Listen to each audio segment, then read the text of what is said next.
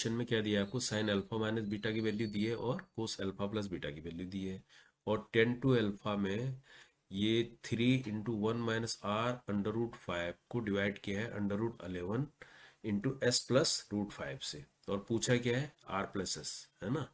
यानी r और s variable है 10 to अल्फा के अंदर, यहीं से हमको r s मिलेंगे। तो इसको लिख लेते हैं हम पहले, है ना। यानी 10 to अल्फा इक्वल टू हमारे पास है 3 × 1 - r√5, ऐसे तो है ये। और इसको पूरे को डिवाइड किया है √11 × s+√5, ऐसा है ये हमारे पास 10 to अल्फा। और हमें क्या दिया है, साइन अल्फा माइनस बीटा और कोस अल्फा प्लस बीटा दिया है। तो इसको यूज करना पड़ेगा, अल्फा प्लस बीटा और अल्फा माइनस। तो इसके लिए हम देखो अब यहाँ पर क्या करना पड़ेगा, 10 to अल्फा को हम ऐसे लिख सकते हैं, बीटा में लाना है ना इसको। तो अल्फा प्लस अल्फा करेंगे अगर इसको 10 को, 2 अल्फा हो जाएगा, और प्लस बीटा माइनस बीटा कर देंगे। तो ये चीज़ आ गई ना, बीटा से बीटा, 10 to अल्फा। यानी अब हम इसमें क्या कर सकते हैं, इसको इस अल्फा प्लस बीटा एक चाहिए और एक अल्फा माइनस बीटा, तो हम एक इसको इस ले लेते हैं और इसको ऐसे, यानी हम इसको ऐसे लिख सकते हैं 10 अल्फा प्लस बीटा, है ना, और प्लस अल्फा माइनस बीटा। ऐसा कर सकते नहीं कर सकते, यानी ये एक अलग ब्रैकेट में लिख दिया, अल्फा प्लस बीटा और अल्फा माइनस बीटा। यानी अब ये समझ लो, ये फार्मूला आ जाएगा हमारे पास 10a+b का फार्मूला, 10a+10b। ये क्या होता है, 10a+10b, ऐसा होता है ना, 1 - 10a 10b। समझ रहे हो। तो यहाँ पर a क्या हो गया, अल्फा प्लस बीटा, और b हो गया अल्फा माइनस बीटा। तो समझ रहे हो।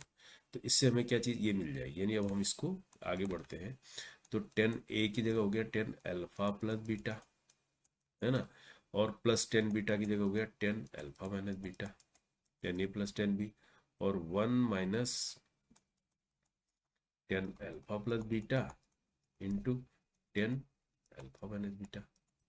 यहाँ तक आगे समझ में आओ आपको। अब हमारे पास देखो, साइन अल्फा माइनस बीटा भी है और कोस अल्फा प्लस बीटा भी। अब यहाँ से हम आराम से निकाल सकते हैं। हमारे पास क्या है, देखो, साइन अल्फा माइनस बीटा, ये कितना है, 3/8 है।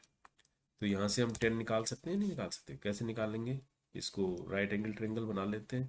अगर ये एंगल हमारा अल्फा माइनस बीटा है ना, तो यहाँ से देखो परपेंडिकुलर अपॉन क्या होता है, हाइपोटेनस होता है ना। यानी ये 3 हो गया, ये 8 हो गया।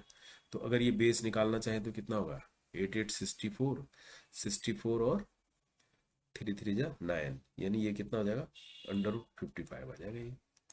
आ जाएगा नहीं आ जाएगा, 55 आ जाएगा ये, है ना। 64 में से 9 गया, 55 हो गया अंडर रूट, है ना, ये आ जाएगा। तो यहाँ से अगर हम अब 10 को निकालना चाहिए, 10 अल्फा माइनस बीटा, वो क्या होता है, परपेंडिकुलर अपॉन बेस, है ना। यानी 3/√55 हो जाएगा ये, 10 अल्फा माइनस बीटा। अब ठीक इसी तरह से कोस भी दिया है आपको, कोस अल्फा प्लस बीटा दिया है, देखो, कोस कोस दिया है, अल्फा प्लस बीटा क्या दिया है वो देखो, कोस अल्फा प्लस बीटा, ये क्या दिया है, -1/10 दिया है ना। तो अब इसको भी अगर राइट एंगल ट्रायंगल में लेंगे हम इसको, इसको मान लेते हैं अल्फा प्लस बीटा, है ना।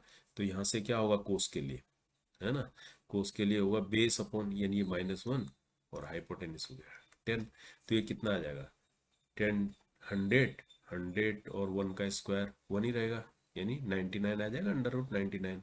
ये आ जाएगा √99। 99 को लिखना चाहे तो हम इसको लिख सकते हैं 3 √11, है ना। तो ये इतना हो गया।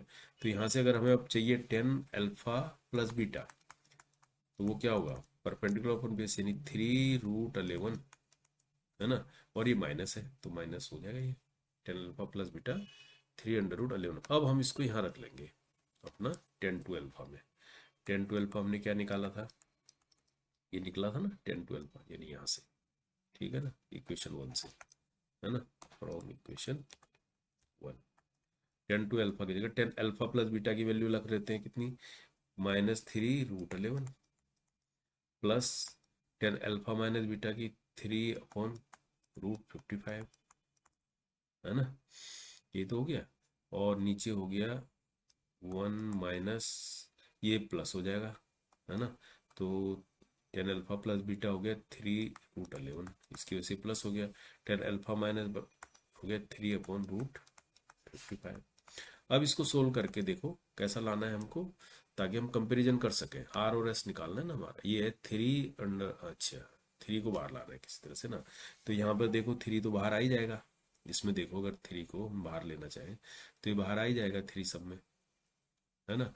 यहाँ से 3 बाहर आ जाएगा, इसके अंदर बचेगा -√11 और +1/55 को भी ऐसे लिख सकते हो, देखो √11 इंटू √5 लिख सकते हो अलग अलग, है ना। और नीचे क्या बचेगा, नीचे, नीचे देखो अब नीचे यहाँ √55 यहाँ पर हो गया, √55, है ना, +9 √11 हो गया, ये √11 हो गया अपॉन √55 हो गया ना, ये √55 हो गया। अब ये 55 कहाँ जाएगा, ऊपर चला जाएगा, यानी 3 √55 ये हो गया, पर यहाँ हो गया -√11 +1/√11 और √5 मैंने ऐसे लिखा। और इसको मैं लिख रहा हूँ, इसको भी 55 को ही मैं तोड़ देता हूँ, √5 इंटू √11 +9 √11, ठीक है।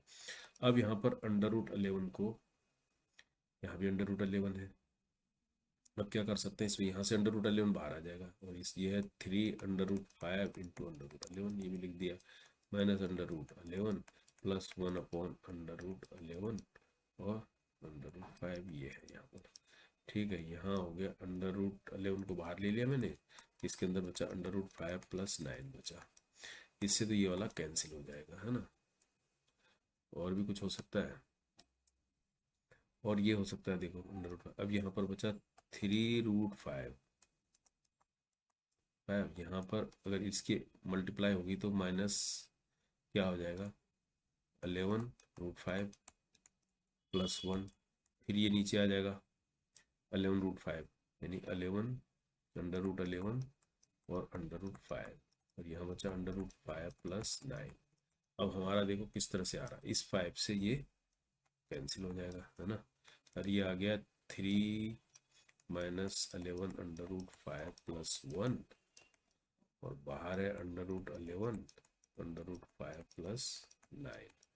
अब ये किस तरह से दिया है, देखो इसने 10 12 का वो देखना पड़ेगा। इसने दिया है 3 1 - √5, 3 1 - √5, है ना, तो ठीक ही है।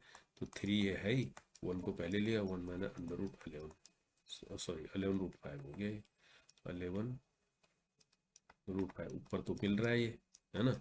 और नीचे क्या आ रहा है, नीचे देखो क्या आ रहा है, नीचे डिनोमिनेटर जो 10 12 का है उसमें क्या है, √11 s +√5, √11 है ही, √11 है ये, 9 +√5 ऐसे लिखेंगे। अब इसको कंपेयर कर लेते हैं हम, है ना, कंपेयर, कंपेयर करेंगे ना, इसको कंपेयर करेंगे तो देखो हमारे पास क्या था, 3 1 माइनस ये था, देख लो 3 1, इसको यहाँ लिखो 1 - r√5, 1 - r√5 था ये, और अपॉन था √11 और s +√5, है ना। इसके साथ इसको कंपेयर करेंगे, तो कंपेयर करने पर अब आपको दिख रहा है सेम आ गया ना ये। अब r कितना मिल रहा है, यहाँ से r हो रहा है 11, है ना, और s कितना हो रहा है, s हो रहा है 9। अब आपको r + s चाहिए, तो यानी 11 + 9, तो ये तो कितना हो गया, 20 हो गया, तो 20 आंसर हो जाएगा इसका, सिंपल, है ना। तो इस तरह से लास्ट में इसको कंपेयर करेंगे तो इस फॉर्म में ले आएंगे जैसे इसको चाहिए, यानी डी इसका राइट आंसर हो जाएगा। तो बस ये होगा कि 10 to अल्फा को हम अल्फा बीटा कैसे बनाएं ताकि हम उसको यूज करें।